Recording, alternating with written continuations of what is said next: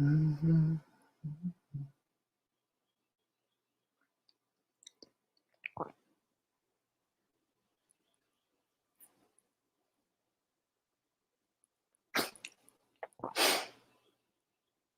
Welcome back to another episode of The Power of Your Story. Today's guest is someone that was actually, I think, we were introduced by another guest on this podcast called Scott Mason, and he introduced the two of us a couple months ago. Josh was also a guest on another podcast that we host called Just a Squirrel Looking for a Nut, trying to get out of this rut. So if you haven't checked out that particular episode, please go ahead and do so. This guest in particular, and the topic that I wanted to explore with him, revolves around this concept of drive, but not necessarily what makes someone driven, but more so what are the dangers of being too driven in life and too ambitious. And I think one of the things that him and I found in our brief discovery around this topic was this whole concept of isolation, which I've experienced myself many times, as I'm sure Josh has experienced within his own life. And that is something that we wanted to discuss within this particular show. So without further ado, please welcome Josh Koerpel.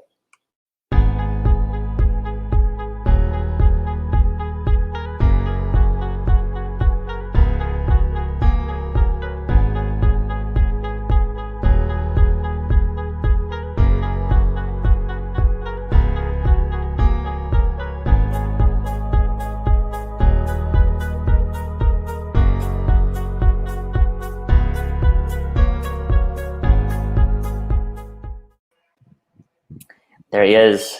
Yes. What's up? How are you? Long time no see. Yeah, seriously, right? Yeah, no, I'm happy. I'm really happy to be here. Thanks for the opportunity, Oleg. Absolutely. I'm glad that we're able to talk about this topic because it's something that I actually battled with for quite some time. I think this whole concept of being too driven. And I can't say that I've had a conversation to date around it because it's always been around the other side. You know, what makes someone driven and ambitious, and how do you further develop that? What does motivation look like? And I know that when I was talking to you, you brought up the complete opposite end of that. And I was just sitting there and thinking, like, that is a really interesting concept because I think it is a big challenge. And I'll be curious to hear and know from how many people actually experience this as a challenge in their lives. So maybe one way to start off this is I'll share a story of my own. I think one of the dangers of being quote unquote too driven in life, in my particular experience, is that I have found myself sometimes being driven away from people. And I think the reason why that happens is, well, I think it's personality related. I'm the type of person who I love to create, but I know that maintaining it and kind of sustaining it over time is a challenge. And I don't know if that's just like who I am naturally or if there's something else outside of that.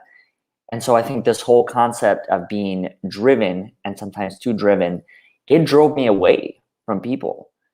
You know, talking to people every single day, which you do the same exact thing. After a while, you need a break. You need to find a way to recharge. And so I found myself to be in similar situations where literally I'll take a whole week off and not talk to anyone, including my friends, my family, and everyone else. And I'm wondering, do you experience similar things? Like, what have you found within your own journey? Because you're definitely one of the people that is driven. And I'm wondering, like, are there additional quote unquote dangers and challenges that you've found within your life? Well, yeah. I'm in Key West, so you're going to hear all kinds of background noises, by the way, for those that are listening. You got motor scooters and roosters and all kinds of things going on. So yeah, I feel like there is a danger to be too passionate, too driven about something. It's not to say that passion is a bad thing. It's a necessary thing, but it's also not in vain, right? When you say, oh man, you're too driven, like that's not the point. I think what you're trying to make, and what the point I was trying to make as well, is that it comes with consequences. Too much drive towards a goal, even if it's delusional in some sense of the word, can be a bad thing. It can be a detrimental thing. You know, you can't obtain something without actually giving up something else. And it makes you wonder where this insane sort of like motivation to constantly create comes from, and what it is that it gets taken away from your life because of it. It's an interesting duality there. And I feel like, yeah, we're all just trying to figure out a pretty decent balance between feeling satisfied with ourselves and what we create and what's good, and to a level and a standard of care that we accept and admire, but at the same time stepping away from that, and I don't know, not focusing on that, but instead focusing on developing personal relationships in the same standard. So it's Do you think this is something you were born with, the desire to create? And also, do you find it challenging to do the other end of that, and that is maintaining? Because I know that for me, that took a while to develop, and it's a skill. Because I'm always go, create. But then there are situations where I remember I was having a conversation with another friend of mine. We're having lunch, and he said, "Okay, you've created all of this. Now you have to learn how to maintain it." And now you have to develop tools for like developing it, which is a completely different route and a completely different journey. And so I realized that that was something at the very beginning that I wasn't necessarily great at, because I didn't really have a foundation to go off of. I think there definitely comes a maturity with it. The more that you do it, the more that you exercise it, the better that you get, the more that you stretch yourself, the better you get with handling and maintaining. I would say, to answer your first question, I think what I was born with is a desire to be creative, a desire to be part of the solution, right, instead of the problem, to contribute in some way, shape, or form. And I think that all I've done is done a little bit better of a job not letting that light die in my life, right? So yeah, in a way, like I was born with this inherent sense to feel like I'm contributing, and creation for me is part of that. But at the same time, I definitely have learned that there's a difference between like the things that you could do and the things that you should do. You know, at the very beginning, when I first like went hardcore, and I mean like I left, well, I was working a full-time mechanical engineering job, working for the entertainment industry. So we were creating very like complex things for different folks like Disney and Cirque du Soleil and stuff. And it was extremely cerebral. It was very like mathematical, very logical, but also creative at the same time. And at the same time, I was like going hardcore into developing mobile apps. I was learning how to do it. I wanted to know how to do it. I did it from start to finish, everything from design, development, and everything. That was my way of proving to myself that I could do it. And I didn't know at the time that I could do it until I just went hardcore 150% and did it. And then I did that again with another app, and then another app. And I learned throughout that process, the maturity started coming, that it's not a question of I'm done proving to myself that I can do it. I know now that I have given myself credibility. I understand what I'm capable of. But now it's more of a mature and contemplated focus on where I direct that energy. So for me, the maintaining is easier, right? To your question is like, is it hard to maintain that like creative passion? Well, now if I was doing it the way that I was doing it like 5-6 years ago, probably not, because I was just all over the place, just creating like a madman and feeling out the environment, right? But now I'm like pursuing the things that I really do have a deep passion in, that I believe in 100%, that give me a very deep level of fulfillment past proving to myself that I can just do it. Mm-hmm. So the maintenance is easier now because of that. Mm-hmm. Can you elaborate more on the understanding part? What does that even look like when you felt that you finally understood your own capacity, your own ability, and also that whole desire that you were describing as far as wanting to prove to yourself that you can do it? Were there other people involved as part of that process, almost like wanting to prove them wrong? Many of the people, I'm sure you've faced people like that in your life. I certainly have, that said, you can't do this, or you'll never be able to do that, or you'll never become this. And then internally, like, part of those phrases do become like internal fuel. They definitely do. Yeah. Like, I mean, everybody from my family, and having this sense of needing to prove myself to members of my family, to friends, to enemies, right? Like people that I didn't get along with in high school and college, like screw them. I said to myself, I detached from a lot of that. Mm-hmm. I did, and that was a very deliberate decision on my part. I really did like desensitize myself to that for, and it's got its good sides and its bad sides, right? Like on the good side, when you do things like that and you detach from the negative energy of people that are kind of trying to bring you down, it frees you, it liberates you to sort of do what you want. But at the same like on the same side, it's also, it can desensitize you to meaningful relationships in your life too. Mm-hmm. You stop like learning how to open up to certain people, and that's to my detriment. One of the things that I've essentially, I feel, have given up with all of this creation, all of this like striving to move forward. It's it's people that end up suffering, and that ended up being like one of the things that helped me realize a lot of this was you think that you are doing this for the greater good and you have good intentions and everything's going to work out, but really you can end up hurting people in the process, and that becomes very apparent in retrospect. Mm-hmm. Once the dust settles and you say to yourself, like, damn, like I'm proud of what I've done, but I'm also like a little bit regretful of how neglectful I was. Mm-hmm. Would you say travel was a big portion of your journey in this quote unquote discovery phase? Because you've had quite the story, and for those that don't know, please feel free to share whatever you can. But I don't want to tell the story for you, but you literally went to many parts of the world.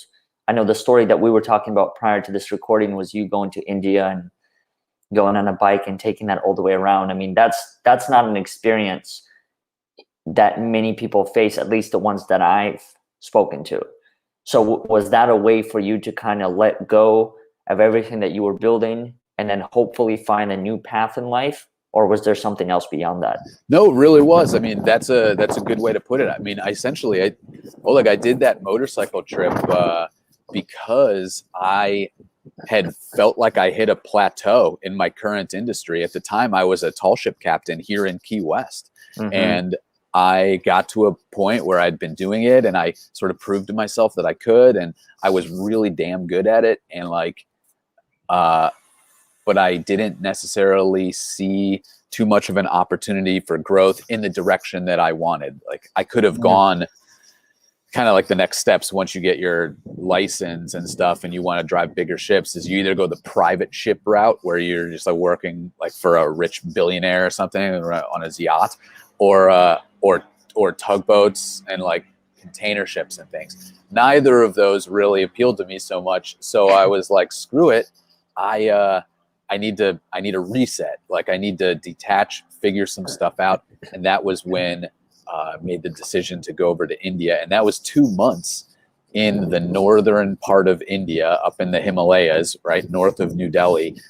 And I bought a motorcycle there and rode all the way to Tibet and back. And it was like it was incredible. It was full of challenges. It was like, again, there were times where I wanted to absolutely scream out of pure frustration, and I could have, because there was no one around. Like, you wouldn't see anybody for days, literally. And I wanted to kick the bike down the mountainside because it would let me down in some ways mechanically. Like, I would just have all kinds of problems. But at the same time, life, like, when it challenges you that way, you learn a lot about your own resilience and your own resourcefulness. And when I look and I reflect on this India trip, those are the moments that I'm the most proud of. The fact that I got through a lot of this and I stepped out of my comfort zone. Like, I don't know, man, you're going to find out, because I know that you're going to be doing a lot of this traveling too. Like you get into a situation where you are totally helpless. Like, you are in the middle of nowhere, and you have absolutely no real ability to help yourself. Like, you are completely at the whim of karma at that point in time. And India is a pretty magical place, and stuff just ends up working out in some way, shape, or form. But it forces you to think outside the box. It forces you to prioritize the things that you can control and not necessarily worry about the things that you can't, to focus your energy and to get yourself out of the situation that you found yourself in. Not too many people know what that's like, to be honest. They just don't.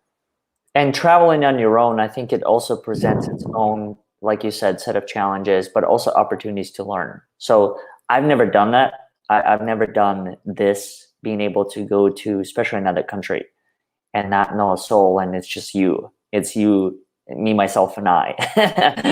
That's what literally ends up happening. And so for me personally, I'm looking forward to it as far as the challenges come, because I know that those are all opportunities for me to learn. Now, if I were to do this trip, 5 years ago or 10 years ago, where I didn't have the same mindset that I do today, I think it could be a different story. I think the challenges may not be met with the same thing, but I think what you mentioned as far as the energy goes, I'm a huge believer in that. Whatever it is that I put out there, in some way, shape, or form, I will probably receive. And that's the biggest thing that I think stood out to me to this point in my life, is that I really do have quote unquote control in the type of energy that I continue to put out there. Yeah, no, totally, man. And that's good to know, that to go into the situation with that sort of base level understanding. I feel like you have an advantage for sure. But on the other hand, sometimes, like, ignorance is bliss, and it's better to not know and just experience. Because I can tell you that when you're in the moment, you don't really think about that so much. Like, you don't think about the fact that this is an opportunity to learn. You just spend 100% of your energy trying to figure out how you're going to get out of this. You're totally 100% solution oriented. And it's only in reflection afterwards that you say, God damn, that was incredible. Like, let's debrief with myself and figure out, like, what I learned from that. That's the time. But in the moment, like, dude, you'll see, like, it's amazing. I mean, not just with the motorcycles, but everything with the sailing. Like, you get into a zone. You just get into a zone where you don't even question it. You just react, right? And you do it with a temper, like tempered, not like angry temper, but like a tempered reaction. That'll help you survive, and it's such an expanding experience. So, dude, I can't wait to talk to you about it when you get back and we have this conversation again. Absolutely. How would you say your drive transformed after you came back? Like, what was important in your life after a trip like that? I would say I would say it was important for me to understand that if I am going to do something, if I'm going to make a commitment, right? Really, really make it, like deep down, make it. That I did need to honor that, to show up whether I liked it or not. I just feel like in life there's only so much you can do. There's only so many commitments you can make simultaneously and give 150% of yourself to that. And I think that kind of like ties back to the topic for today, like the whole too driven in life. And one of the things that I've seen now in myself and in other people is that like sometimes it's hard to fully commit to two things that are not necessarily parallel, right? And that could be like what you want to do, like you, Oleg, like what you want to create, the solutions that you want to bring into the world, and how big of a life that you want based on the size of the problems that you decide to solve, right? That's a huge decision. But you end up having to kind of leave people behind or distance yourself when you make those decisions. It's like you can't commit to to being where you were and where you're going at the same time. So a lot of, like, for me, like, relationships suffered because of that drive that I had to continuously move forward at what I thought at the time was like Mach 5, like very, very fast. And it was tough. Now I feel like the pace has slowed a little bit because I've gotten smarter at how I execute, and it's more fulfilling, and it kind of gives me more time to appreciate not creating, and appreciating things that I would have just like blown by. Now, did you ever take any of those things personally, as far as the quote unquote bridges that you might have burned because of this? Yes and no. Like, I mean, I personally feel a sense of regret. Like, I feel in retrospect like I could have been much, much better. But I also, the people that, kind of actually, it was what we were talking about on Just a Squirrel Looking for a Nut, like, was all about what do you do? Like, how do you deal with people that are, that are not, for lack of a better term, like, that are not like growing with you. Right. And to me, like, I made that point, like, well, they're just kind of dead to me. Like, I cut them out, and I very rarely give them a second chance. Like, they're gone, because life is too short to really spend energy trying to change somebody. And so, because of that, I don't really regret cutting people out that needed to be, that I felt like, because I feel like I gave people somewhat the benefit of the doubt. Like, the traveling helped me do that, become that type of person, be very accepting. I can cope with a lot of situations. I see things from different facets, right? I try to be as understanding as possible. Like, and it doesn't matter, as long as I see like a passion and drive in somebody, I'm like, hell yeah, man, I respect that, right? I might not necessarily agree with what you're doing, but that's besides the point. Like, I dig it, much respect. But as soon as somebody, for me, like, doesn't necessarily have that same interest and same passion in life or something, anything, you just got to kind of like cut them away and let them go, like, cut them loose, let them drift to wherever they're going to drift to. And I don't regret that so much. I don't know. Do you regret it when you do stuff like that? I think I used to. I'm getting better at it now, as far as not taking those things personally, especially in situations where I acknowledge the fact that, like, it was my fault. it was my fault, it was something that I did, or lack of communication, or whatever it is. And so I'm actively working on not taking those things personally, through a similar mindset that this is just part of life. I mean, people come and go. There is a reason why a phrase like that exists, because there's truth to that. People come into your life and people will go out of your life. I'm also a huge believer in that whole concept that people come into your life for a reason, a season, and a lifetime. Huge believer in that. I mean, the more I look at all the people that have come into my life, I can literally put all of them into those three buckets. There are people that have stayed in my life since quote unquote day one. There are people that have been in my life for a month, for a week. And I think there is the point that you mentioned that's also interesting to kind of dissect or focus on, is this concept that not everything always has a reason behind it. And that took me a long time to understand. Like, when a person comes into my life and then they leave 24 hours later and never hear back from them. And then meanwhile, I'm sitting back there and thinking, what did I do wrong? What can I do better? When the reality of the matter was, in actually having a conversation with that person or those people down the road, they just said that they were experiencing challenges of their own. Had nothing to do with me. And so I think that whole concept of taking it personally, that is something that I'm actively working on as we speak. But then there's another point that I wanted to touch upon that you've kind of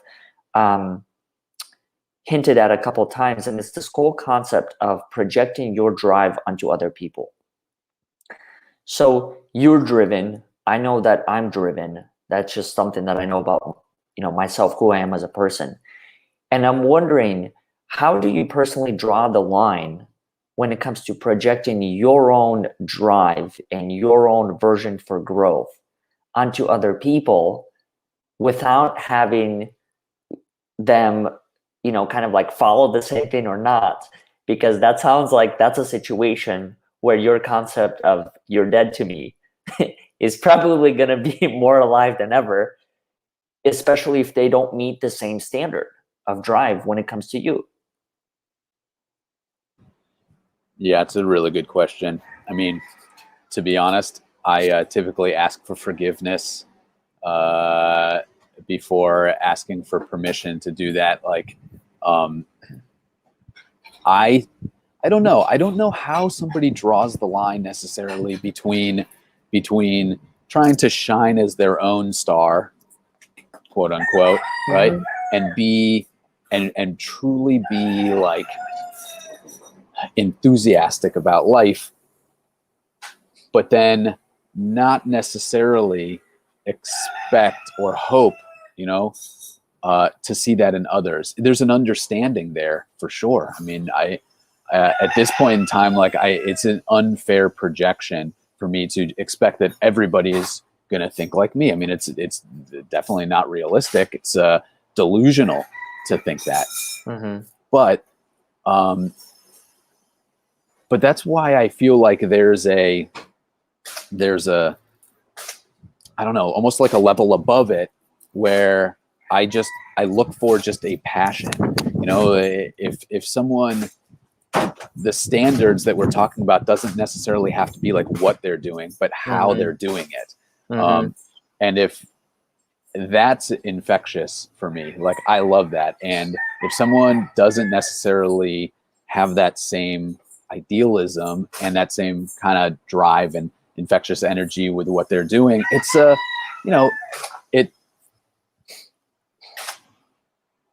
it's not a symbiotic relationship anymore. It's like just in any relationship, like you want to surround yourself with people that you can grow with, right? That can inspire you, and you can inspire them, and you can see each other grow. And I feel like if you don't have that, then you I don't know if you heard that, but there's a rooster just jumped off of the roof and is now right over here. But if you don't have that, well then what is the relationship? Like, what's the point? If you kind of distill it like black and white style, you're either growing or you're dying. There's no pause. Well, then relationships work the same way. You're either growing together or you're dying together. Like, why in the world would you want to spend your time with anybody where you're dying together? Yeah. So yeah. So that's there is no hard line for me. I go by feeling with that. I feel it's more of an instinctual thing than a science. And I think even as you share this, what it makes me think of was this whole concept of people pleasing. Even in that particular situation, as we're having this conversation, it makes me realize that what is the point of thinking about what that line looks like? Instead, just be you, however it is that you show up in the world. And then those that choose to be a part of your community and your tribe are the people that you're looking for anyway. So in a way, it's kind of like a win-win situation, right? Because then you're no longer pleasing other people. You're no longer wasting anyone else's time. And you're not wasting your time of figuring out, do I fit in here or not? Or how do I belong here? Or what can I do differently?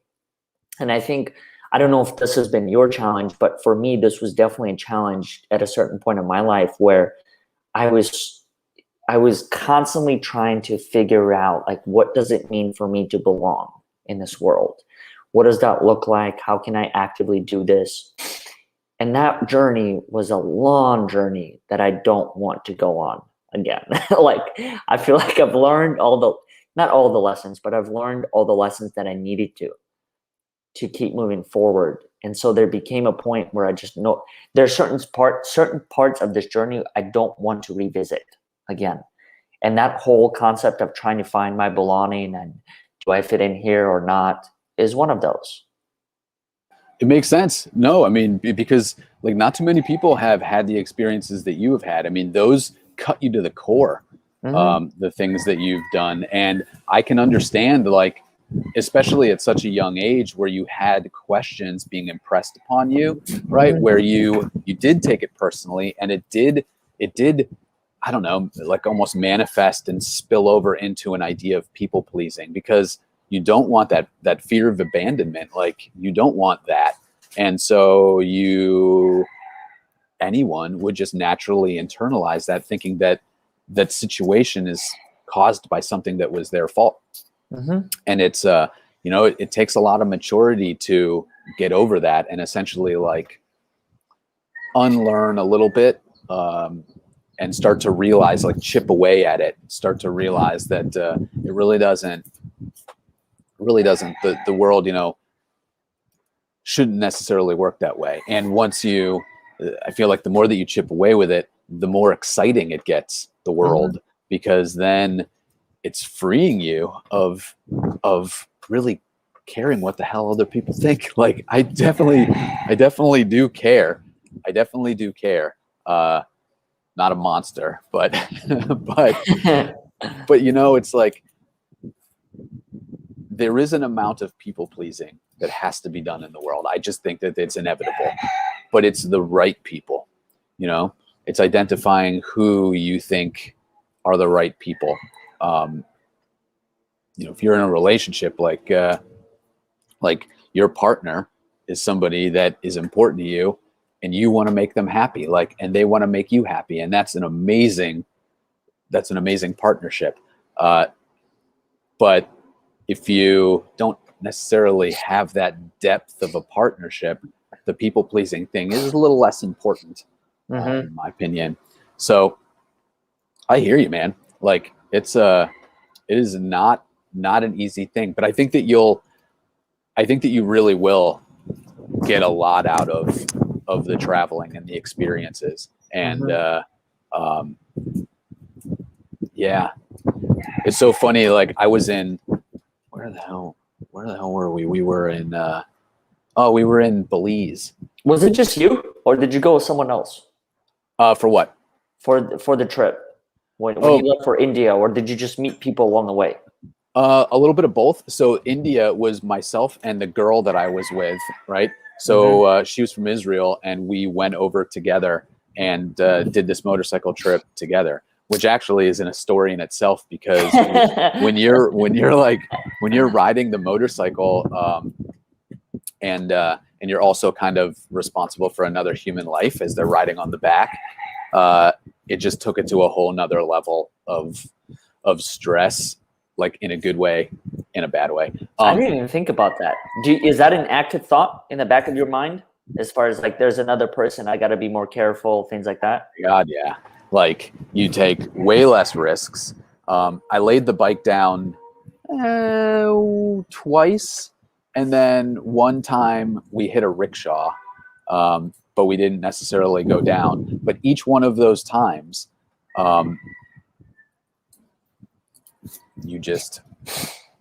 you get disappointed in yourself, when you let that happen to somebody else, somebody that had no control, that trusted you. You lay the bike down, and you think about what you could have done differently to not have had that happen. No one was hurt, like, seriously anyway, but yeah, that's a thing that you think about. It's just always in the back of your mind constantly. And actually, now that I think about it, that's kind of an interesting metaphor for your people-pleasing analogy. I feel like everybody's got that person on the back of their motorcycle that they're thinking about. And sometimes they belong there, and sometimes they don't. That's a really good point. I didn't think about that. Yeah. And sometimes that person is you. Yeah, I mean, it could very well be that, or at least it's the person that you think that you should be, like that you're projecting, that you wanna be the front-facing, version of Oleg that you want the world to see, and you're trying to take care of them. But it's a different story when you're not necessarily alone. A lot of the traveling, though, I have to say, like a lot of the tall ship stuff, a lot of team stuff in there. The crews on these ships, we were small, 6-7 people, but very, very tight, very, like a lot of respect. You go through situations, all these storms out at sea. We had accidents at sea, like crazy situations. They become your brothers, like, and sisters, and so they're family at that point. But also, some of the best traveling that I've ever done is just by myself, because it just gives you the flexibility to take chances, to meet new people, to gain confidence that you can, and that you can communicate with folks that you don't even speak the language, and yet you can exchange ideas, and smile and laugh with them, and get to know them. It's a special feeling, man. So whether you do it with someone or you do it by yourself, I think either way, you're just going to get, I would do it again if I could right now. Yeah. How do you deal with isolation? Do you like to be in isolation? I feel like by choice, yes. Yeah. But yeah, I mean, it's lonely. I heard this quote the other day, like everybody is lonely, and we just spend our lives trying to convince ourselves that we're not, and it's an interesting perspective. Like isolation to varying degrees has, I feel, a lot more to do with you personally than it does with other people, because you could definitely be in the room with other people and still feel incredibly isolated. Like we would be on, we ran 24-hour watches on these ships. So we would be just sailing 24 hours a day, and you do it in 4-hour blocks. And so your watch, it would be like 2-3 a.m., something like that. And there's 4 people. One of them's at the wheel. One of them's up on the bow doing bow watch. One of them's doing a boat check. Like one of them's navigating. And we'll all be in this really closely confined space, but yet be in our own worlds a million miles away. It's a really interesting like feeling. But But yeah, I think that it's necessary. You know, I think it's necessary to just stay with yourself for a little bit. I think that's where reflection probably takes place. Yeah. I mean, the more that I think about my own times of being in isolation, so it's something that you pointed out. I think to a degree, I can't speak for all of us, but I think probably many of us or some of us experience isolation in one form or another. Even the clothes that we wear, you're wearing something different than I am. Like in a way, that could be a form of isolation. And so I oftentimes think about that, and I know for me, I value it. I value the time when I'm just on my own and able to just sit there and reflect and do whatever it is that I wanted to do. But I also sometimes find myself that the human connection is such an important part of my life. Like there's a reason why I do this, almost on a daily basis, because I just value human beings. And sometimes I'll have conversations where 99% of the time nowadays, I go into conversations with no agenda. Like whatever comes, that's what comes. Because I think that's the purest form of human connection. I totally agree. I mean, we host very similar shows, right? Where it's pretty cool having these open conversations and just seeing where it goes. But I have to say, like, something that occurred to me as you were talking about the idea of isolation and valuing it. I think too, what you said about people pleasing, and if that's constantly there, then it's no wonder that people value isolation, that feel that way, because you don't have to please anybody. Yeah. You can be by yourself. Just don't have to worry about anybody else. Yeah, and you don't have to worry about hurting someone else's feelings or experiencing that disappointment. Yep. I remember a friend of mine recently said, if I haven't disappointed you just yet, just wait. And that sentence was so powerful because he gave me a working target to look for reasons of disappointment in our friendship. But then B, I think this whole concept of disappointment, like it's a real thing. That's why I personally don't believe, and I'm curious to hear your perspective on this whole concept of eliminating or finding ways to eliminate like the stress, depression, anxiety, all these things. I don't know if that's a possible thing. I think if there's anything like that is a mission impossible. They're always going to be there. I mean, even in your situation, you've dealt through X, Y, and Z, and then you got on a boat, you're in open water. What, are you going to not experience anxiety when the boat is about to flip? Or when you're literally looking down and you're thinking like, is this the last breath I take? Those are real feelings. Yeah. No, you're right. I don't know why anybody would want to eliminate stress. I mean, I personally am kind of a guy that thrives on it. Really, it helps me perform at my best. Like I feel like I've used it a little bit better. Like I've learned to use stress a little bit better, and I don't let it kind of stop me from doing stuff. But in fact, I'm more driven in stressful situations.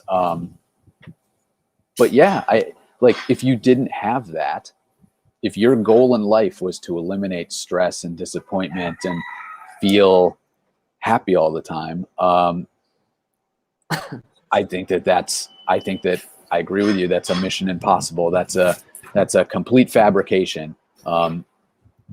All you can really hope for is to trade in some of your existing problems for maybe a little bit better problems. But no matter what you do, you are going to have problems. But you should be thankful. You should be thankful for that in a way. And I'm not talking about problems that are life-altering problems that you have no control over, and like health issues, for instance, things that you didn't ask for in this life. Like that's not what I mean. What I mean is like the problems that you allow yourself to get into. Those types of things, they help you grow. They help you grow. And I'm going to move this way because we're now starting to pour down rain. Right? We've experienced everything. Right? The roosters, the rain. I love it. That's what helps you. That's really what helps you grow. If you Mhm. don't have that, there will be no growth. And if there's no growth, then you will feel absolutely stagnant and stuck in life. And that's no way to live. Mhm. Josh, what's the best way that people can learn more about you, your work? I know that you also host a podcast, Fire Builders, correct? Yep. And we have I think this website here, it's like the wait list that you had on your site. I'm assuming it's for the software that you're launching. Is that correct? Yeah. In fact, that site, like this site that you're seeing on your screen, if it can actually even be shortened. If you just go to firebuilders.io, you'll end up here. If that's easier for people to see. But that's a piece of software that I created that helps with accountability. I took all of my experiences as the tall ship captain, all these travels and all these things that I've done, and I baked them into a way to scale accountability. And now coaches use this stuff, this software, to increase their engagement and decrease the churn of their programs, stuff like that. So it's a really, really helpful piece of software, and it's all built from my own experiences. I actually built it for my mom, the very first version. It's another story. Anyway, but yeah, and then I have a show called Fire Builders Live, which you were on, and I do this 6 days a week where, we have these conversations and we take these big ideas and we break them down into small steps. So Fire Builders Live. That's Are there any other places that people can connect with you outside of that? Yeah. So you can follow me on Instagram. It's Saltwater CEO, and just like you found, it's also joshuakoerpel.com is like a general site for me. So a couple places, or just Google Josh Koerpel. Something will come up. That's awesome. Well, thank you for being a part of this, and thank you to all the people that choose to tune in. One thing that I'll mention is if you've enjoyed anything when it comes to this episode, please consider leaving us a review on Facebook or LinkedIn. That will help us out tremendously. But outside of that, Josh, I think that was incredible, and conversation that you and I have and continue to have. As far as these topics go, it's never a dull moment. It's always an experience that I'm able to learn and walk away from, and just I can say that having learned just a little bit about the whole travel aspect, as you mentioned, I'm thrilled. Like, I'm ready to go now if I could. Same here, man. Trust me. But no, honestly, I love what you're doing. I think this is a great platform. You're doing a great job. I'm so thankful to be here and to be able to have this conversation with you. So thank you for having me on, and good luck with the travels, man. It's going to be killer. Thank you.